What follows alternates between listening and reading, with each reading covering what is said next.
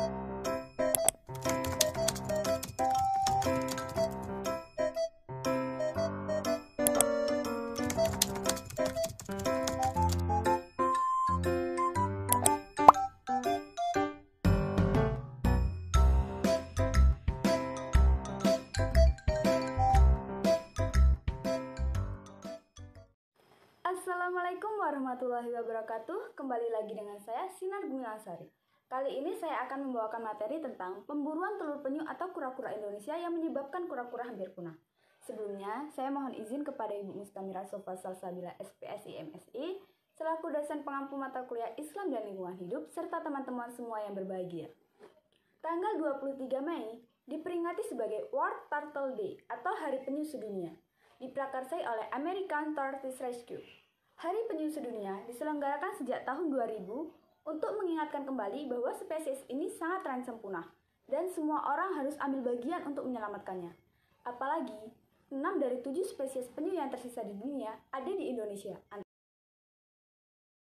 Yang pertama, penyu belimbing atau Dermacholis coriacea memiliki tempurung berwarna gelap dengan bintik putih, panjangnya bisa mencapai 180 cm dengan berat mencapai 500 kg.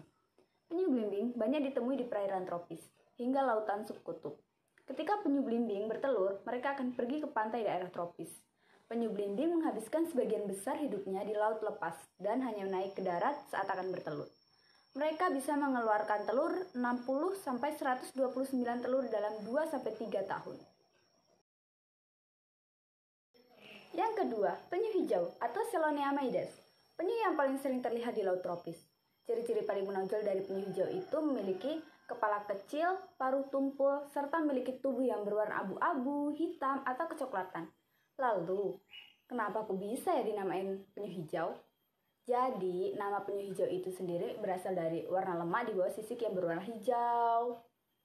Nah, berbeda dengan penyu belimbing yang bisa bertelur 4-5 kali per musim, penyu hijau hanya bertelur sekali dalam 3-4 tahun.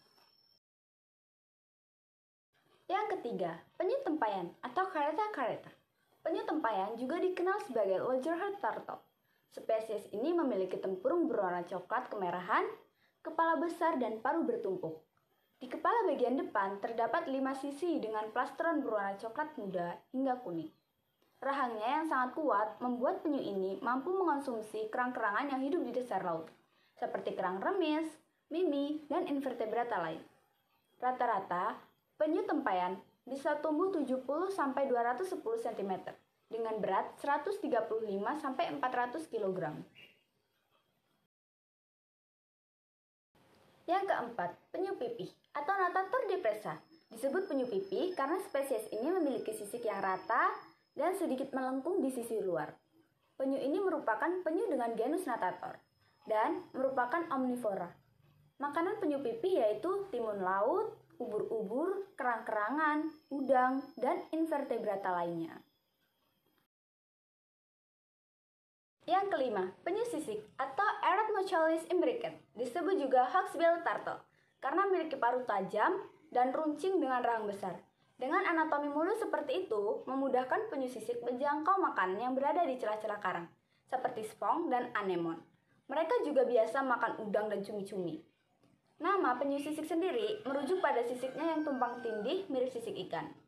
Ciri khas penyu sisik adalah memiliki tempurung dengan campuran warna kuning, hitam, dan coklat bersih.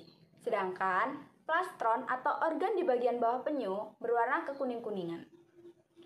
Penyu sisik lebih suka berada di kawasan pantai yang gelap, sunyi, dan berpasir untuk bertelur.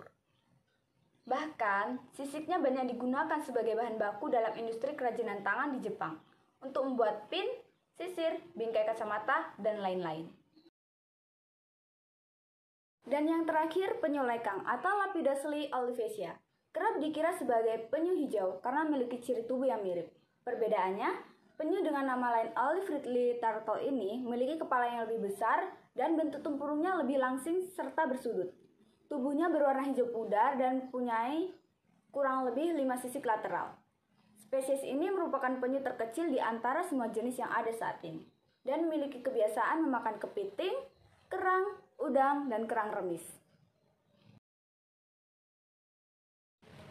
Sayangnya, berdasarkan data International Union for Conservation of Nature, keenam spesies itu masuk dalam kategori rentan, terancam punah, hingga sangat terancam punah. Selain faktor alam, manusia juga menjadi faktor yang mempengaruhi merosotnya populasi penyu di dunia. Misalnya, kegemaran manusia mengkonsumsi daging penyu, perdagangan penyu, serta kebiasaan buang sampah di laut atau yang sungai bermuara di laut. Pemburuan penyu dilakukan pada setiap musim bertelur, yakni pada bulan Desember hingga Februari. Telur penyu diburu untuk diperjualbelikan secara ilegal karena harganya cukup menggiurkan. Pemburuan pun bahkan secara terang-terangan menjual buruan mereka di pasar tradisional. Selain itu, ada pula yang diselundupkan hingga ke Malaysia dan Thailand.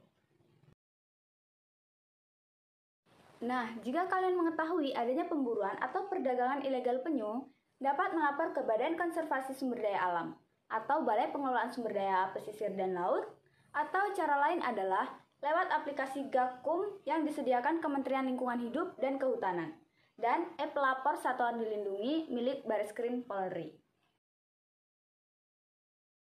Karena menurut Undang-Undang Nomor 5 Tahun 1990 tentang Konservasi Sumber Daya Alam Hayati dan Ekosistemnya, pelaku perdagangan atau penjual dan pembeli satwa dilindungi seperti penyu itu bisa dikenakan hukuman penjara 5 tahun dan denda 100 juta rupiah. Bahkan dalam Al-Quran Surat Al-An'am ayat 38 Allah berfirman, A'udzu billahi minasyaitonir rajim. Bismillahirrahmanirrahim. Wa ma min dabatin fil ardi wala ta'iri yatiru bi jannahaihi ama amsaukum ma faradna fil kitabi min sayyin summa illa rabbahim yuhsarun. Shadaqallahul azim, yang artinya, dan tiadalah binatang-binatang yang ada di bumi dan burung-burung yang terbang dengan kedua sayapnya, melainkan umat juga seperti kamu.